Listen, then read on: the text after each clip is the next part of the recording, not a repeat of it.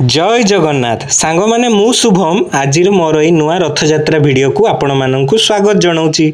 आज आमे देखिबा रथ निर्माण आउ ता सहित मु आपण माननकु कहिबी पुरीर शरधाबाली संपर्क रे काहीकि यार नाम शरधाबाली रखागला आसंतु जानिबा।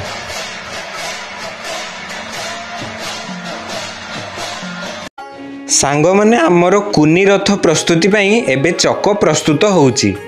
एपटे रथ प्रस्तुति देखिबा आउ चलतु मु आपण माननकु कहूची शरधाबाली संपर्क रे। आज्ञा शरधाबाली कोउटा? ओहो श्रद्धार बाली शरधाबाली आउ हाँ ठीक अच्छी आपण श्रद्धार सहित जो बालीटा को मुंडरे मारिदेवे सी हो शरधाबाली। हाँ एया ना आज्ञा सबु बाली कौन शरधाबाली हो पारिबो? नाई ना सबु अरुआ चाउल रे भात कौन अबड़ा हबो? नाई गोटे सुंदर कथा। राजा गजपति माँ को नाम होउची श्रद्धामणि देवी। गजपति माँ राजांकर माँ राजउवास रे जो सब रोषेई हुए से सब को खाआंतीनी। माँ होउचंती वृद्धा वयस्का ना ये कौन खाआंती? जगन्नाथ महाप्रभुंकर जेतेबेले महाप्रसाद बाहरिबो केवल से अबड़ा खाइकी ही से बंचंती आउ काहारी रोषेई से खाआंतीनी। श्रद्धामणि देवी अतुट श्रद्धा थिला जगन्नाथंको उपरे। रथ यात्रा हुए कालिया सान्तंकर। आजिकाली सिना 3टा रथरे यात्रा होउची, आग समय रे 6टा रथरे यात्रा होउथिला। कोन पई? बड़दाण्डर मझिरे बळगंडी पाखरे गोटे नदी बहुथिला। ता ना केही मालिनी नदी बोली कहंती। आग समय रे कथा। आउ रथ यात्राटा तो स्वभावतः वर्षा दिन रे ही हुए। तेणु जेतेबेले वर्षा दिन रे रथ यात्रा होबो तो वर्षा दिन रे ही नदी बढ़ी हुए। 3टा रथरे आमर श्रीजीव माने मंदिर रु बाहरी जाइए नदी पाखरे रुहंती। कौ नदी? ना मालिनी नदी, जोटा कि बड़दाण्डर मझिरे प्रवाहित होउथिला। से नदी रे महाप्रभु माननकु पारी करिबा पई चाप डंगार व्यवहार होउथिला। चाप डंगारे महाप्रभु माननकु बसेई नदी पार करी आरपटकु निया जाउथिला। आरपटरे नदीर आउ 3टी रथ सज्जित होई थाए। सेई रथरे बसी आम महाप्रभु गुंडीचा घर को जाआंती। नदी एपटे रहिला 3 रथ, नदी सेपारी रे रहिला 3 रथ। एई 6टी रथरे आगुरु रथ यात्रा होउथिला। आमे समस्ते जानिचे ए यात्रा होउची नवदिनात्मक यात्रा। 9 दिन रुहंती महाप्रभु। एही 9 दिनर यात्रा रे श्रीमंदिर भितरे अबड़ा प्रस्तुति हुए नाही। आउ जदि श्रीमंदिर रे अबड़ा प्रस्तुति होउनी, ए श्रद्धामणि देवी जे होउचंती राजांकर माँ, से बहुत कष्ट रे न खाई न पी उपास रे महाप्रभु को अपेक्षा करिकी रही थांती। आउ एई 9 दिनर यात्राटा कौ वर्ष 18 दिन, कौ वर्ष 15 दिन एमतिका होई जाए। कारण नदी बढ़ी पड़े ना। ये नदी बढ़ी हेले डंगा पड़िबो केमती नदी रे? आउ जगन्नाथ महाप्रभु आसीबे केमती आरो पारी रु एपारी को? आउ जदि वर्षा दिन नदी बढ़ी न छाडिला ताहले जगन्नाथ महाप्रभु न पारी हे रहिले से पारी रे। एपटे श्रद्धामणि देवी उपास रे रुहंती। देखंतु की भक्ति से समय रे लोक मानकर जगन्नाथଙ୍କ पई अटूट भक्ति आ भल पाइबा। एते उपास रे रहिबा हेतु श्रद्धामणि देवींकर देह दुर्बल होई पड़िला। आउ भक्तटिए जदि कष्ट पाइब महाप्रभु आमर कौन सहिबे? जगन्नाथ महाप्रभु स्वप्न रे आदेश कले, कहिले शुण श्रद्धामणि गोटिए काम कर, लोक माननकु लगेइके ए जो बळगंडी पाखरे नदीटा बही जाउनी से नदीटा को पोती दियो। एपटे रथ भी आमर आइसक्रीम काठीरे पूरा जोरसोर रे प्रस्तुत होबारे लागिची। हाँ तो श्रद्धामणि देवी को जगन्नाथ स्वप्न रे कहउचंती आसंता खरा दिन रे से नदीटी को बाली आनी पोती दियो। किंतु पोती दब जे मने रख टंका गोटे भी जेमती राजकोषरु खर्च न हुए। से समय रे श्रद्धामणि देवी आदेश कले। सबु भक्त माने लागी पड़िले ए नदीटी को पोतीबा पई। समस्ते मुंडरे बाली बोझेई बोही बोही जाई नदी रे पकांती। बाली पकई पकई नदीटी को समान करदेले। नदीर चिन्ह वर्ण अस्तित्व मध्य हजिगला। गुंडीचा मंदिर रु श्री मंदिर होइगला गोटिए रास्ता। आपण माने पुरी गले देखुथिबे एते चौड़ा रास्ता, प्रशस्त रास्ता जार नाम हेउची बड़दाण्ड। आगरु जो नदीटी पई 6टी रथ प्रस्तुत होउतला, एबे 3टी रथरे यात्रा होउची। आउ 6टी रथ नाही, तेणु आपण मैंने जानी सारी जे शरधा बाली कौन पाई नाम रखागला।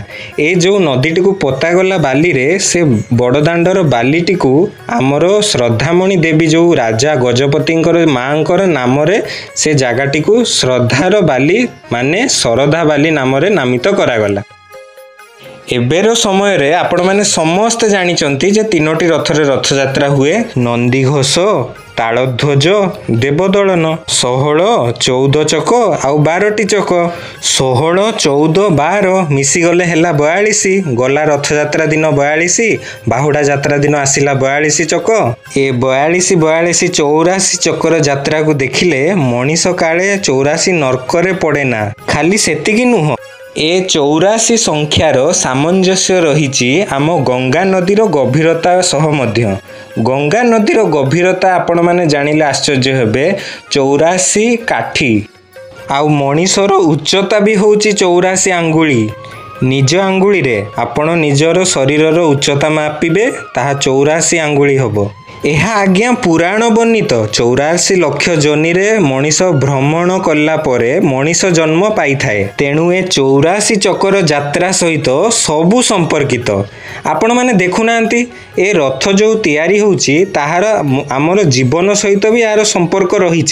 जेउपरि भाबरे आमर जन्म हुए मनीष शरीरर ताकू आमे जीवन थिबा समय रे ताकू सजौ ताकू सुंदरता देखा जिबा पय आमे भलो भलो ड्रेस पिंधुचु बाहर को बुलिबा बेले आमे सजबाज होउचु। सेही परि भाबरे रथ को रथ यात्रा आरंभ होबा पूर्वरु सजा जाए। आमर जेमति आम भितर जो आत्मा रहिछि ब्रह्म जहा को आमे कहू सेही परि भाबरे रथरे आमर जो महाप्रभु श्री जगन्नाथ बसंती सी होउचंती शरीर रूपी रथर जो आमे रथ देखुचु तार होउचंती आत्मा। जेते समय पर्यंत रथरे महाप्रभु माने थांती रथर शोभा पूरा बहुत सुंदर देखा जाए। रथर शोभा थाए जेते बेले रथयात्रा सरी जाए महाप्रभु माने आमर तांकर रत्नवेदी को चली जाती ए पुरीर जो रथ गुड़ा को कौन करा जाए ना ताकू काठ गुड़ी को भांगिकी ताकू रोसई घरे जड़ई दिया हुए। रोसई काम रे जो आमर अभड़ा महाप्रसाद प्रस्तुत हुए से अभड़ा रांधिबा पई से काठ गुड़ी को व्यवहार कर दिया हुए माने जड़ई दिया जाए। सेही परि भाबरे आपण माने देखुनांती आमर शरीर भी जेते पर्यंत जीवन रहिछि ताहा आम देह छाड़ी चली गला परे ही आम शरीर को निया लगे दिया जाउछि श्मशान रे आम देह माटी रे मिसी जाउछि। ए रथयात्रा भी होउछि आमर जीवनर जो शिक्षा ताहाकू आमर रथयात्राटी दर्शाई थाए। एठी को आसीबा आमे मोह माया रे लिप्त होई तापरे आमे ए देह ए मन ए संसार को छाड़ी दिने ना दिने जीवा जेउ बणी भाबरे रथयात्राटी होई थाए।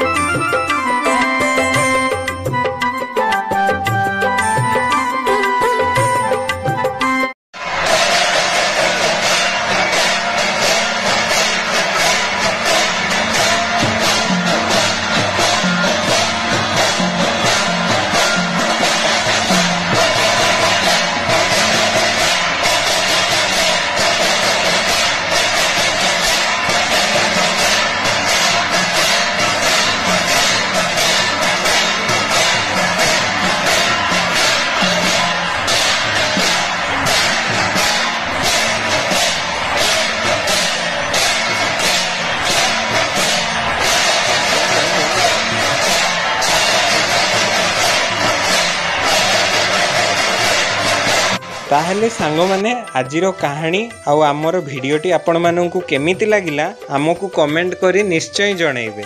तेबे रहिली मु शुभम आउ एक नुआ भिडियो नहीं आपण माननक पई निश्चय आसीबी। तेबे विदाय दियंतु। जय जगन्नाथ।